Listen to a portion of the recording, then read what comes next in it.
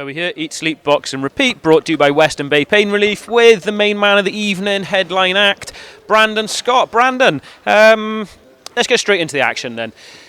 Actually, no, forget the action. Let's start off with the ring entrance. Hell yeah. You like to be a bit of an entertainer.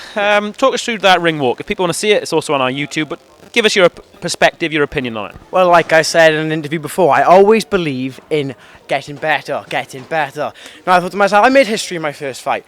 First person in history to walk out in a Darth Vader costume. Brilliant! Second fight. I want to make history again, so I became the first ever person to walk out as Darth Vader with a lightsaber. Now this time I thought, right, I want to change it up a little bit now. People are expecting the Darth Vader, the gimmick, so I thought, right, okay, I'm going to change it up a bit. And I was watching Cobra Kai, one of my favourite series, and I was like, that's a nice looking gi. You know, the cartoons, the light bulb, cha-ching. I was like, aha! Cobra Kai. You're the best around. Perfect. It's got a theme. That's what I'm going to do. But I thought Cobra Kai isn't quite as good as Star Wars. It's not quite as iconic. What can I do?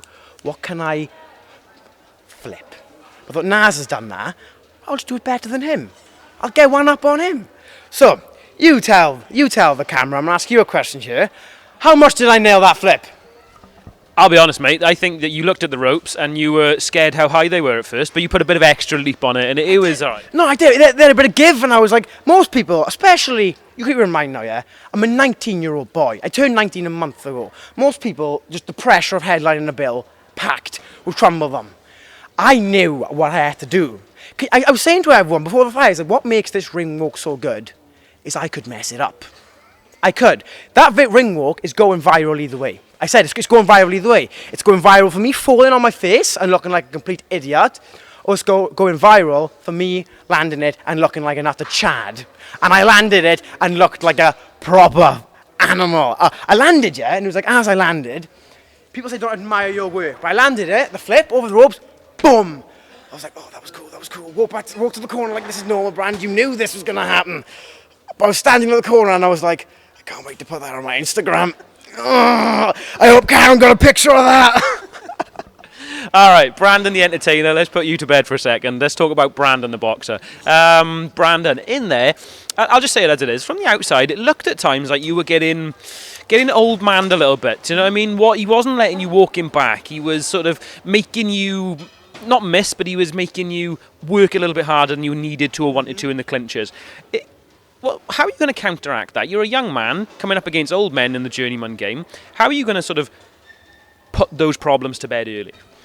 Well, I don't think the problem is me having strength. I go as far as saying I'm stronger than most men.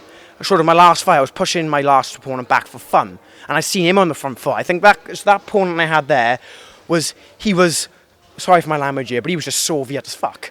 He was hard. He was Lithuanian, hard, Eastern European. Yeah, I could just feel I was hitting him, and I hit men all the time, and I see them. He just wasn't. It wasn't putting a dent in him. I don't think he's been stopped 8 times in 120 fights. He's an unusually hard man. So I thought, right, okay, I'm not going to delude myself here. I'm not going to try and get him out of there and waste all my energy and look shit for my crowd. I'm not going to do an awesome flip then stink the joint out with a crap performance. I thought, right, okay, you've got to rely on angles here a bit more. So I don't think it was me. I'm not saying it wasn't me getting old man. I'm saying I don't think me having a lack of strength is the problem. I think he was just an unusually strong man, and I thought, right, okay, I just got to switch it up a bit, yeah? So it's called brains, though. It's called brains. One of your key strengths as a boxer, as a fighter, is that you can really punch in bunches. I know that Gav works on 5s and 6s with you. You had a few opportunities to let those go, but the corner were shouting at you enough of the single shots. Yeah. What was your thinking in there? Was it just that the barrage of punches weren't getting you much success? What were you feeling like in there? I thought I boxed brilliant. Don't get me wrong. I know I boxed brilliant, but if I could have said one thing more, I would have picked some more combinations. It was just like I wanted to throw them, but I just didn't. I couldn't. It's hard to explain. It just doesn't feel like it's there. It's almost like a jerk. It's like like a little glitch. But we live, we learn, we push on. I'm 19. I'm 19. Most people are still amateur at this stage. So bring any challenge. That wasn't a failure by any chance. That was brilliant. But I'm not scared of failure. I'll embrace failure. It's only failure if you are scared of it and you don't learn from it. I'll learn from everything. I'll go back to the gym now. I'll learn from every little mistake I made. And after Christmas comes, I guarantee you I'll be better again. I'll make a mistake in my next fight. I'll be better again. I'm always going to keep growing. You do things wrong all the time. Instead of being like a little wimp and going, oh, I wish I did this, I'm like, right, okay, I didn't do that, but I'll do it next time. So I'm just going to go back to the gym and I'm going to work over Christmas, just because it's Christmas. I don't care if it's Christmas. I think time cares it's Christmas. You think I'm not going to age or I'm not going to get fat just because it's Christmas? No, I'm going straight back to training. I'm not letting myself go. And please don't think I'm saying it, dressing up like it's a failure at all, because it's certainly not. But you're a young fighter who sets his standards much higher than probably most 19-year-olds. And it's definitely a learning fight then. So and you talked about the angles and you talked about picking your punches. What's the one key thing now you're going to take away from this and you think, for the next fight, I won't be making that mistake, or I will be putting something in? What's the key thing for you? Making more gaps. I felt I was looking too much for a gap, but he was so tucked up. I mean, his long arms, the short body. That's a disgusting combo of someone who wants to survive. So I feel in my next fight, instead of looking for an opening, I'm going to work on creating an opening. So I think that's definitely the first thing. I'll watch the fight back. I'll probably find something else. I'll probably find the things I think were problems weren't problems. But I need to go back and watch it, address my issues, and work on them. But I think the main thing I'd want to work on is creating openings instead of looking at openings. But I got to say this. I'm not, like I said, I never make excuses. You can ask anyone around me. I've had an injured hand since my last fight. My right hand, I've had one sparring session. Look at my Instagram. There's one sparring session I've had for this fight. Because in my last fight, I had a hairline fracture. And it's only now, to be honest, it didn't go in the fight. But about a week ago, it was the only time I started to feel okay. So I'm literally, I'm boxing there knowing, right, okay, I've got a hairline fracture on my hand here. Again, 19 here. I act stupid like a little kid, but it takes a different breed of animal to do that. And my main sparring partner for this fight has been my brother, Dav. My brother Dav, he does MMA. You can ask anyone, ask my dad. Wasn't Dav being my main sparring partner? He has. So I've got to have a big shout out to Dav. I've got to do a little inside joke here just because it's for him. Dav, the King of the North. Game of Thrones reference. But like I said, it's just like so many things. But I could have pulled out. I I had loads of people telling me, don't fight. But I'm not going to not fight. I'm not a pussy. So it's something you've got to get on with. In the words of my trainer Gavin, who I love to bits, sometimes you've got to have a spoonful of cement and harden up like.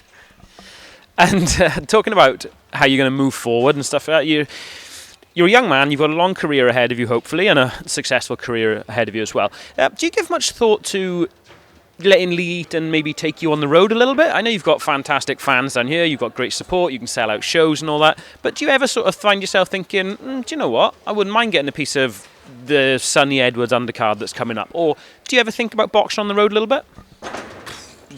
You just give me a ring and someone to punch and I'm there. You give me a ring to someone to punch, I'm there. Because like I said, like we were speaking earlier, because I'm 19, I'm not eligible to box for, I think it's a British title, that's the one I want. I'm not eligible to box for a British title until I'm 19. And I want to look in the camera when I say this now. I'm 19 years old. I am not eligible to box for a British title until I'm 21. Now, anyone at bantamweight, it's bantamweight that I'm going to get to. Anyone who has the British bantamweight title, I'm not being cocky by saying this, it's just pure belief and I know what I'm capable of. Enjoy it when you have it, because the second that I turn 21, this is getting my rankings up. I'm boxing lightweights in the minute. I'm still stopping them. I am coming for that British title. The second I turn 21, that belt is mine, so enjoy it when you have it. Brandon, the career and the future is looking bright for you. I'm not going to ask you to thank all the people that come to support you, because there's loads of those. But quickly, what would you say now? Gav's not here, and he's probably not a big fan of the emotional thanks and stuff like that. But what do you say to the likes of Gav and Matthew in the corner and the boys in the gym that really get you to this point in a long, hard, but first year as a professional? I've got to thank everyone. Like you say, I'm not going to have you to thank everyone. I can't thank everyone individually because this will be a three-hour interview, but I got to thank everyone for coming. Whether you bought a stand at a ringside or a table, people don't understand outside of boxing that a boxer, me, I'm nothing without my fans. I'm nothing. They carry me to where I need to be. So when I win, it's not like it's not like I win, you come to watch me win. We won together. Me and 150 plus people won tonight. I didn't win, they didn't watch me. So I got to thank everyone who came to watch me. I got to thank Gavin, who put so many hours into me and doesn't ask for a penny, so much effort into me. I can't thank, like I said, he's hard on us, but it's what you need. You can't have no cheerleaders just telling you what to do. Gavin's going to be on my ass telling me what I did wrong, but I'm so thankful that he will be. And I'll embrace that. So Gavin, I love you. I love Leeton. I love Matthew Turley. Again, people helping me, pushing me forward. I got to thank my dad, my mum, my brothers helping me sell tickets and helping me train, pushing me on, everyone around me. And I got to thank my opponent, Simus, Valor, whatever his name was. I mean, he said to me in the ring, he actually said, you're the hardest puncher I've ever boxed. He said, you're the hardest puncher and the best boxer I've ever boxed, he said. Well, he was speaking Lithuanian, but I interpreted it as that. I read between the lines. Yeah. Yeah, your Lithuanian is obviously quite well known for being good and polished and sharp. You're pretty... Yes, very, very good. So before this becomes offensive or we get blacklisted or anything like that, just want to say, Brandon, thank you very much. Congratulations on a successful year, and we'll see you out in the new year. This is Brandon Scott for Eat, Sleep, Box, Repeat, being interviewed by the one and only legend, Dowie Thomas. Peace out. My first year as a professional boxer is complete. I hope you all have enjoyed the content and the entertainment I have provided for you. And I'm just going to end it on, I'm going to end the year and these last words to say goodbye. My name is Brandon Scott, and I have a 12-inch...